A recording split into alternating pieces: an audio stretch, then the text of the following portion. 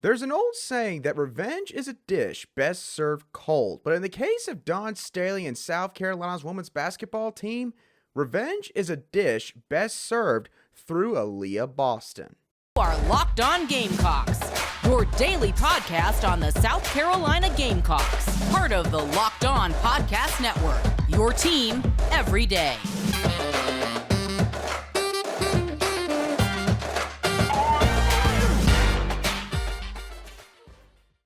Hello, Gamecock Nation, and welcome back to the Locked On Gamecocks podcast, your show for daily headlines and potential storylines on your favorite South Carolina Gamecock sports teams.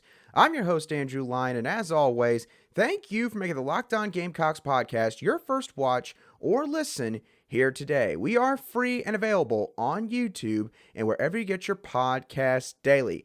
Want to let y'all know that today's show is brought to you by LinkedIn. LinkedIn Jobs helps you find the qualified candidates you want to talk to faster. Post your job for free at linkedin.com/lockedoncollege. That's linkedin.com/lockedoncollege to post your job for free today. Terms and conditions do apply. What a weekend it was for South Carolina's men's and women's basketball programs. In the case of the women's basketball program, it was a really good weekend. In the case of the men's basketball program, there's some questions that need to be answered. And we're going to discuss both of these situations on today's show. Plus, for South Carolina, what are some of the biggest goals that they might need to accomplish during the 2022 offseason? We're going to dive into that as well on this Monday edition of Locked On Gamecocks. But let's start off with probably the best news that came from this weekend as Don Staley and South Carolina's women's basketball team, in a rare moment, had an opportunity to get some revenge for the second game in a row, this time against the Missouri Tigers. Of course, the Missouri Tigers were the team that knocked off the Gamecocks this past season and ended their undefeated streak. I believe it was the first conference game of the season for South Carolina this past year, and it was just a really weird situation. I believe that there was a COVID issue with South Carolina's originally scheduled opponent. Don Staley did not want to run away from a challenge, so they scheduled the Missouri Tigers. The Gamecocks got 1 day of rest coming off of a game they had just played the previous Tuesday. They came into the game on the road, obviously probably a little bit tired, not to offer up any excuses, but that's probably a honest and truthful fact there. Missouri came into the game with 7 players, and credit to them, they found a way to win in overtime. It did not play out that way this time, as South Carolina took care of business and probably had an extra chip on their shoulder for this one, as they went out and defeated the Tigers 81-50. So, as always, we're going to talk about a few takeaways that I had from this game, and let's see if ours match up if you watch the contest in full on Sunday afternoon. So, starting off with my first takeaway, this one is sort of more of a takeaway that the Gamecocks validated on Sunday, and that's the fact that no team that plays like Missouri is going to defeat South Carolina. Now, if you watch this game, especially in the first quarter, you probably noticed that Missouri used a lot of screens around the perimeter, basically screening action. Now, I'm not going to try to act like I know what screening actions are, but to put it bluntly, the Missouri Tigers used a lot of screens in order to try to open up the floor a little bit more and give their guards a little bit of extra space, usually to get some open shots from behind the three-point line. And at the beginning of the game, in the first quarter mainly, the Tigers saw some success, and admittedly, the Tigers are the first team all season that the Gamecocks have played that have sort of really heavily emphasized this kind of screening action to try and launch a lot of three-point shots. Because I guess Missouri basically felt like, hey, listen, we're not going to be able to beat them trying to go in the paint, so let's just try to outshoot them. And at first it was working. But for South Carolina, it didn't take very long for them to make the proper adjustments to this. At first, South Carolina's guards were going underneath or basically behind the people that were setting the pick, which was allowing even more space for these guards from Missouri to put up a wide open three-point shot. Starting in the second quarter, Don Staley and the coaches basically told the players, look, don't go behind the pick people anymore. Start going over them, basically fight through the screen, stay in front of the guard, and if anything, we'll let them drive to the basket because more than likely, Aliyah Boston, Camila Cardoso, and other players are going to be sitting there waiting for them and will probably end up blocking the shot anyways. And once that started happening, the game just went completely downhill for Missouri. They had no chance to win this game once they got completely thrown out of sync from what they were trying to establish. And from that point on, had to pretty much earn every single point that they got. Whereas for South Carolina, offensively, they were able to do just about anything they wanted on Sunday. And that leads into my second point. Raven Johnson is becoming the floor general that this team needs. Now, I'm not going to sit here and try to make an argument here that Raven Johnson needs to take care of Fletcher's starting spot at the point guard position here for the Gamecocks. But I think that at this point, especially after watching the last few games, particularly Kentucky and Missouri, no one can deny Raven Johnson is really starting to show some drastic improvement in terms of being able to operate and run this offense. And Raven Johnson, honestly, when you think about her game, she has the three skills that you want in a modern-day point guard. She's someone who can command the entire floor offensively and sort of basically direct traffic of where everyone else needs to go. She can hit a three-point shot, which this day and age, just about every point guard has got to be able to hit shots from at least, deep in the mid-range area to outside the three-point line. And to top it all off, she's very stingy as a defender and as someone who is great with her hands and can pickpocket just about any guard, I believe, that the Gamecocks face. Raven Johnson is really starting to, in my opinion, feel a lot more comfortable with this team. I think that she has sort of moved past the little period of time where she's been getting readjusted to the game, trusting that knee again after tearing her ACL, of course, early on this past year. And again, I'm not going to sit here and say she needs to take care of Fletcher's spot, but Raven Johnson is really starting to come into her own. You could just see how confident she is. You could see how easily she's seeing the floor now. And there's a couple moments where Dawn Staley even got up out of her seat to really and just truthfully cheer her on, which just speaks volumes because of obviously Dawn Staley's resume and what all she did when she was a player back in her heyday. And if anything comes out of this, Raven Johnson is going to be a second point guard now that the Gamecocks can trust. And that is something that is going to be dangerous for opponents that face South Carolina later on this season and especially come March.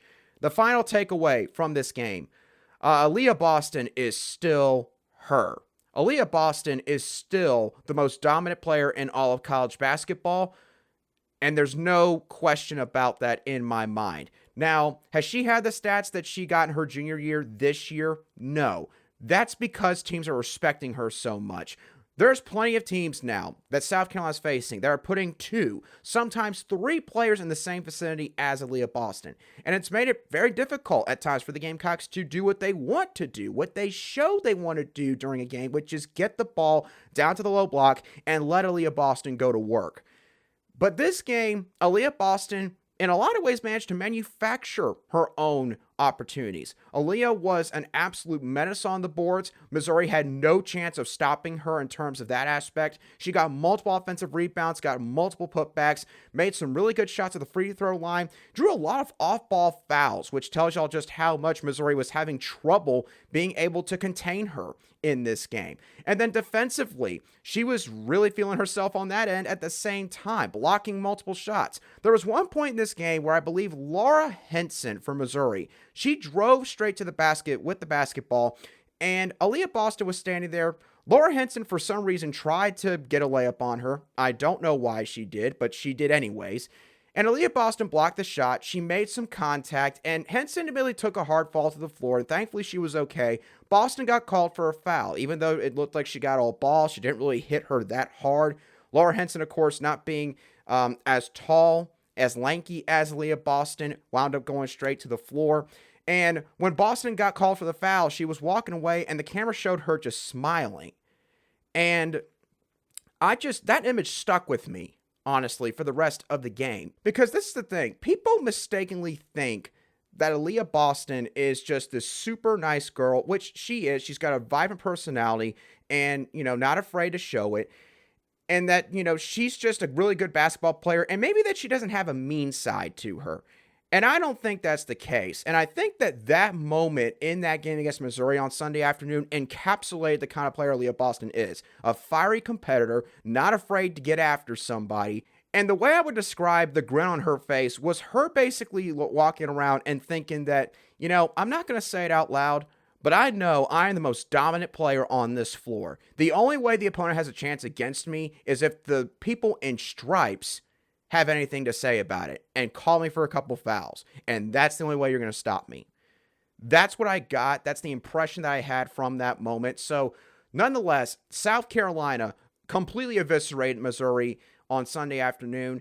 And they're getting closer and closer to a couple really big February matchups against UConn and LSU. Of course, we're going to have really big previews for those games when they arrive. But until then, South Carolina remains undefeated. They will remain number one in the AP poll. At least they should when the poll comes out later today. So really, really good end to the weekend for South Carolina's women's basketball team. Now, before we get into the men's basketball team and what all happened with that game on Saturday that I know a lot of you probably want to scrub from your memories, we're going to talk about South Carolina's football team. We're going to get back into a little bit of hypothetical talk here.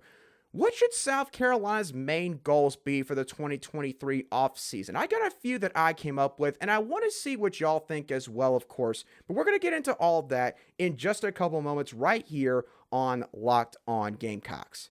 Today's show is brought to you by LinkedIn Jobs. Now, as a small business owner or hiring manager, you know that success in 2023 depends on the team members you surround yourself with. That's why you have to check out LinkedIn Jobs, because you can hire qualified candidates more efficiently by matching open roles with people who have the skills, values, and experiences to help you achieve your goals. Let's say that you have done so well with your company that you're now able to expand your staff, and you have maybe a couple senior roles that you want to fill out. Are you going to do that with people within your business, or are you going to go out and make an external hire? More than likely, you're going to do the latter. And LinkedIn Jobs is perfect for helping you find someone that not only has the experience in the industry or someone that maybe has the transferable skills, but also the right candidate, the perfect candidate that you need in order to help your business grow to an even larger degree. It's why small businesses rate LinkedIn Jobs number one in delivering quality hires versus other leading competitors in the industry, because LinkedIn Jobs helps you find the qualified candidates you want to talk to faster. So post your job for free at linkedin.com/lockedoncollege. That's linkedin.com/lockedoncollege to post your job for free. Terms and conditions still apply.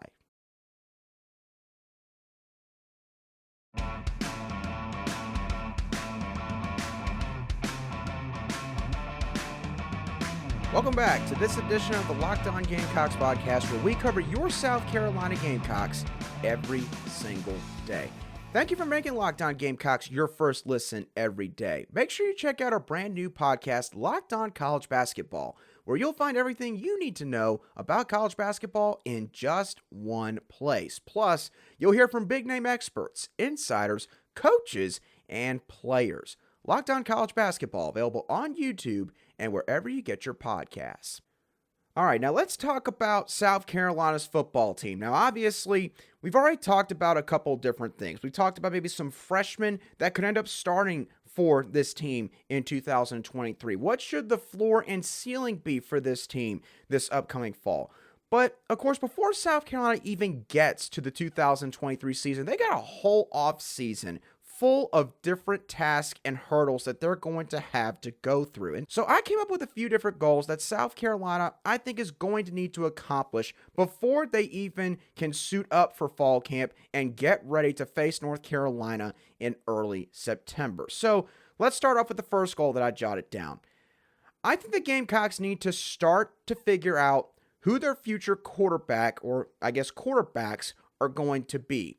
Now, Spencer Rattler obviously coming back for 2023 is a big deal for South Carolina, and it certainly helps to heighten what the ceiling could be for this program. But, of course, everyone at this point, I think, is going to assume that no matter what happens in 2023, unless, gosh forbid, there's some sort of injury that takes place, and nobody wants that, Spencer Rattler is going to be playing his final season here in Columbia. So that leaves us with who could be the guy that takes over for him after he leaves? Now, of course, there's multiple guys that are on the roster right now.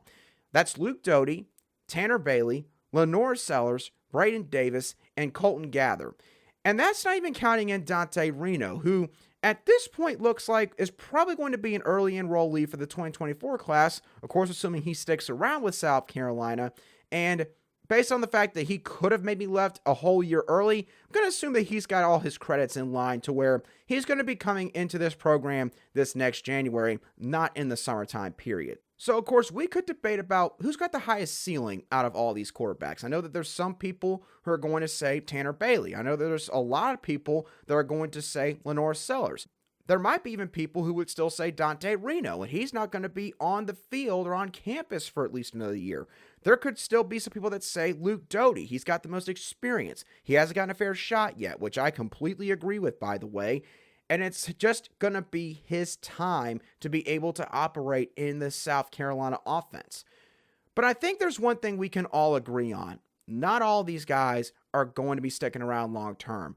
Just through the process of competition, there's going to be a couple guys that are probably going to be weeded out eventually. I'm not going to, of course, call anyone out of this group that I think could be fighting for their roster spot or for a future position on this roster in spring practice. But I think there's definitely one, maybe even two guys who are going to have to really battle if they want to stay on the team for maybe even this upcoming season. Needless to say, I think there could be some transfer portal activity with this position specifically coming out of spring practice. And I think because of that, this coaching staff has got to figure out, okay, for this next offseason and beyond, who's going to be our guy? I think that that's a question this coaching staff has to at least start to formulate an answer for as they go through this offseason. Now, another goal I think that this team needs to accomplish in the offseason, carrying over the momentum from last season into finishing this current recruiting cycle and going on into the 2024 recruiting cycle. For 2023, Elijah Caldwell, an in-state prospect at wide receiver that the Gamecocks just offered a couple weeks ago.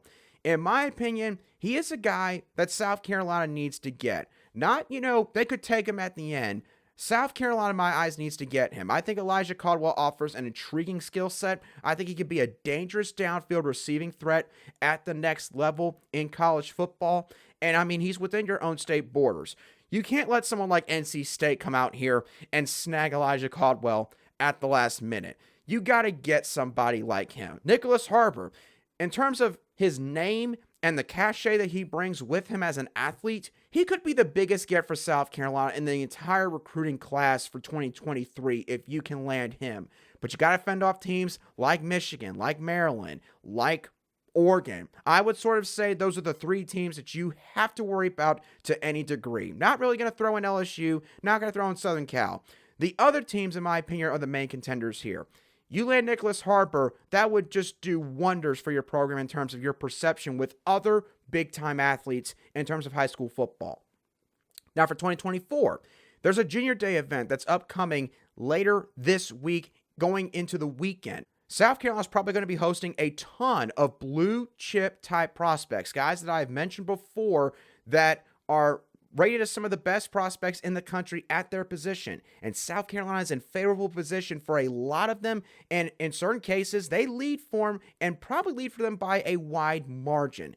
This is the kind of event that South Carolina can use to propel them into the spring where prospects can, again, take visits when spring practice is going on and then going into June. I think that Shane Beamer is one of the best in college football right now in terms of getting a bunch of recruits to commit during the month of June on those official visits. I think that that is a big goal that he needs to accomplish again this year, and I think that the Gamecocks got a chance for a legit top 12 recruiting class. I think it could be that good, but it's all going to start this offseason in that regard. And then the last goal I think the Gamecocks need to accomplish is developing quality depth at spring practice. Now, South Carolina, I do believe there is a transition happening with this roster at this current moment. They're getting into a position where not every position group now has a significant talent drop-off from the starting group going on to the second string. A lot of teams that are viewed to be, average teams and obviously below average and mediocre teams, that's usually what they're seeing. But the teams that are above average to good to really good to elite, that's a group where you see teams that at least have one spot or multiple spot where the backups are just as good as the starters. And South Carolina is slowly but surely starting to see that at certain spots. But there are certain positions that either A, got completely overhauled or have a bunch of new faces, or there's going to be true freshmen that are going to have to be developed so that they can help this team as quickly as possible. And in my opinion, when you're talking about those kind of position groups, for South Carolina, you're talking about wide receiver, tight end, offensive line, the edge defensive end position, and defensive back. Now, that's not to, of course, downgrade these positions because, again, I think there's really good talent at each of these spots. But the thing is, do you have first line of talent, a second line of talent, and maybe even a third at all of these positions where you can confidently sit there and say, if that group goes out there, there's not going to be a drop-off on the field for South Carolina. I don't think the Gamecocks are quite there yet, but they're getting there. And so until they get there through just recruiting, which is, again, progressing, South Carolina's coaching staff has got to make up for that on the football field when they have all these practices in the spring. So I think that's another big goal that Shane Beamer and this coaching staff are going to need to accomplish this offseason. One that could be pivotal for how they do in 2023 and therefore how the perception could change even further for this program as they go into next offseason. Now, getting back to the basketball front, we do need to address what happened on Saturday. As ugly as it was, there's certainly a question that Lamont Paris, in my opinion, has in his mind right now regarding his team. And we're going to dive into what that question is in just a few moments right here on Locked On Gamecocks. Today's show is also brought to you by our friends at BetOnline. BetOnline.net is your number one source for sports betting info, stats, news, and analysis, where you can get the latest odds and trends for every professional and amateur league out there, from the NFL playoffs to college basketball and esports. BetOnline has got it all. And if you love sports podcasts, you can find those at BetOnline as well. BetOnline continues to be the fastest and easiest way to get your betting fix. So head over to the website today or use your mobile device to learn more, because BetOnline is where the game starts.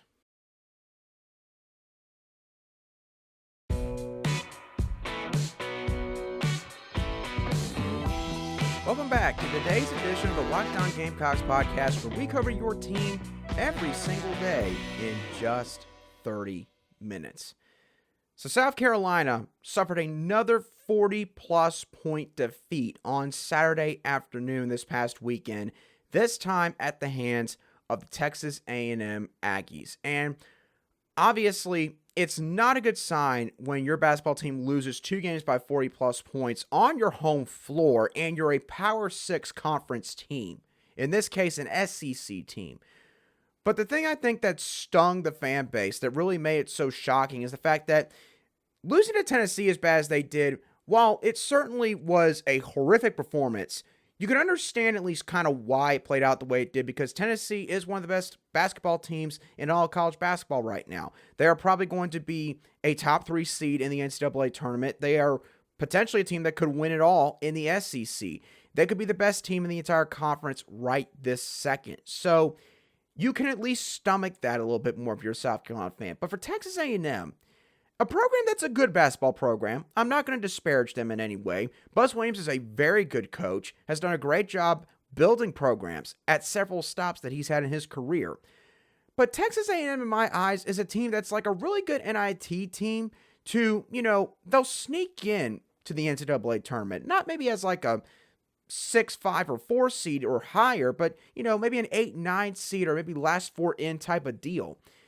And South Carolina just got drubbed by them on Saturday afternoon. Now, in terms of takeaways, there's not really a whole lot to take away, but yet there is at the same time. So I'll go over the first one real quick that I think is kind of obvious, and then I'll get into what Lamont Paris probably is asking himself in his mind after this kind of performance. Firstly, Hayden Brown being out obviously really hurts this team. Now, is Hayden Brown going to make the difference between South Carolina losing by 41 to them maybe actually defeating Texas A&M?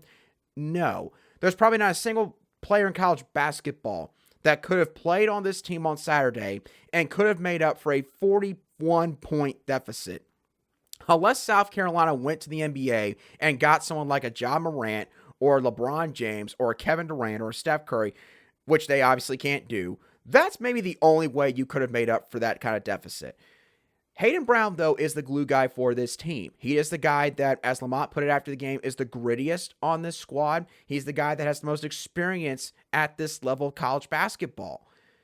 And so him being out means that other guys have to play different roles. Gigi Jackson had to guard the post a lot more. Let's be honest. Gigi Jackson's not that big right now. He's carrying probably about 215, 220 pounds. And to be honest with y'all, watching him in person on Saturday, he actually looks like he's lost a little bit of weight, in my eyes at least, as the season has progressed.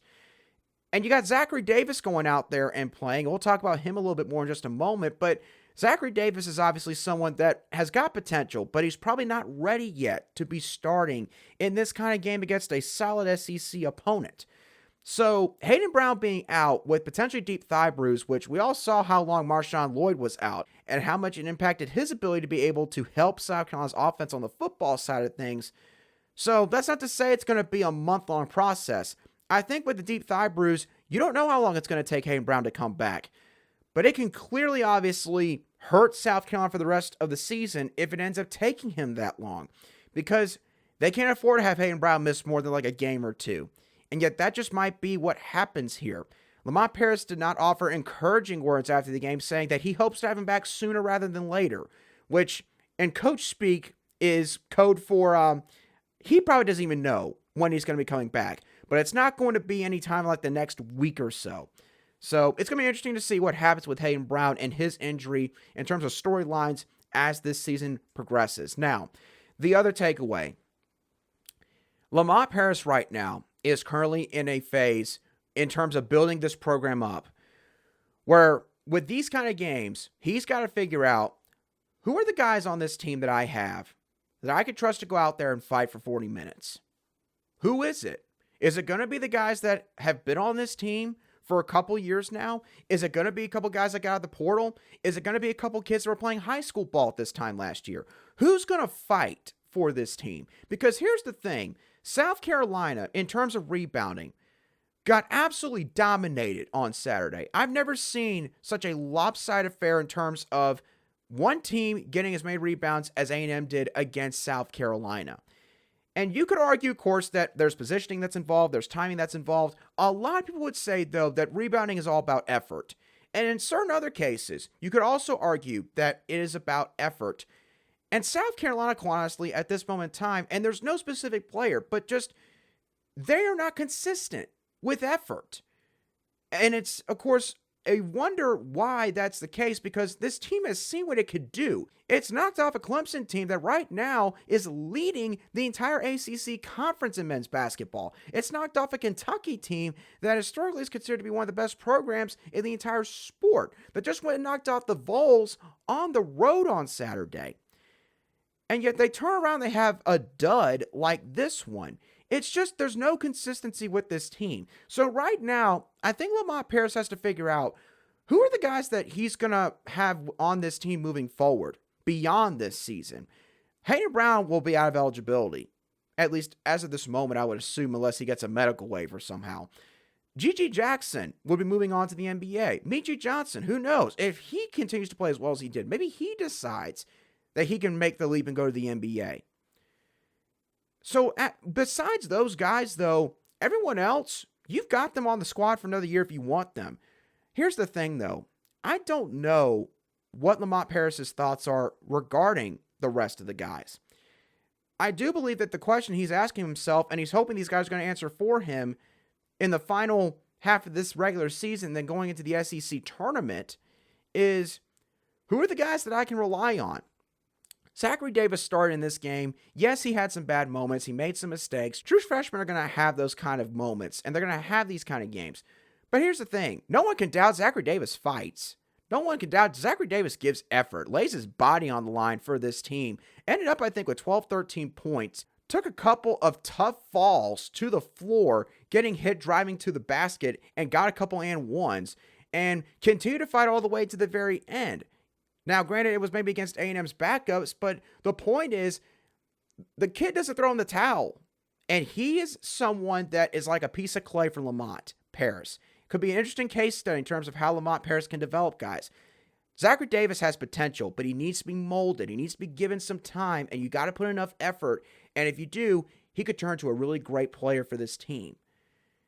Lamont Paris, in my opinion, he wants some more guys like that, but at the minimum, he just wants guys that are going to constantly give effort and fight for everyone else in this group. And right now, I just don't think he's getting that from everybody. So, again, I'm not, of course, going to single anyone out, but I think that that is what Lamont Paris' biggest goal is at this point the rest of the season, along with growth. Simply put, who's going to fight? Who's going to fight every single time we take the floor? That's something that he, I think, is going to want answered by his team the rest of the way, no matter what the results are. Whether they pull off some upsets like they did against Kentucky, or they get blown out like they did against the Aggies and Volunteers the past 2 Saturdays. So, with that being said, y'all, that's going to do it for today's show of the Locked On Gamecocks podcast. I hope that y'all thoroughly enjoyed today's show as always.